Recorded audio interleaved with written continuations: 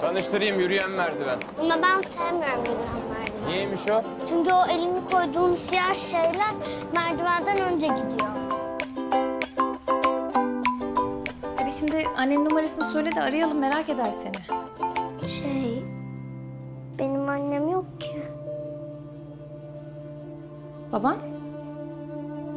Babam var. Öykü, ne yapıyorsun sen burada?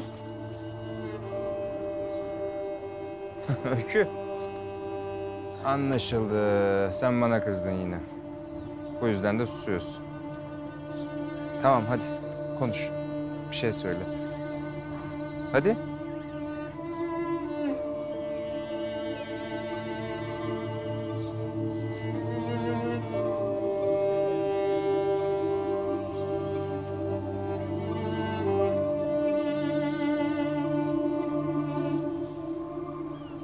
Siz kimsiniz?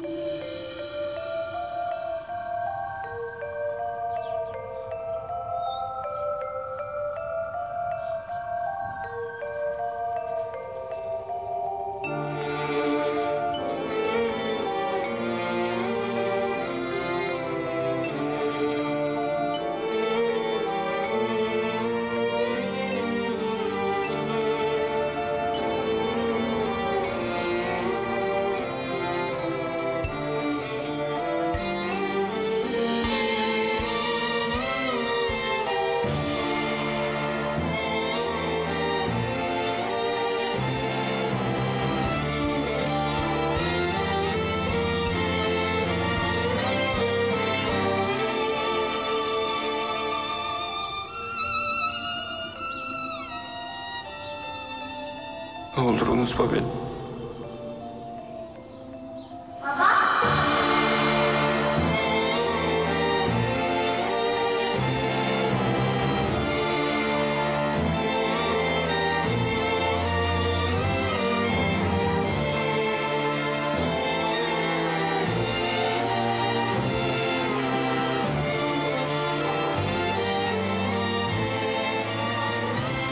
Kızım.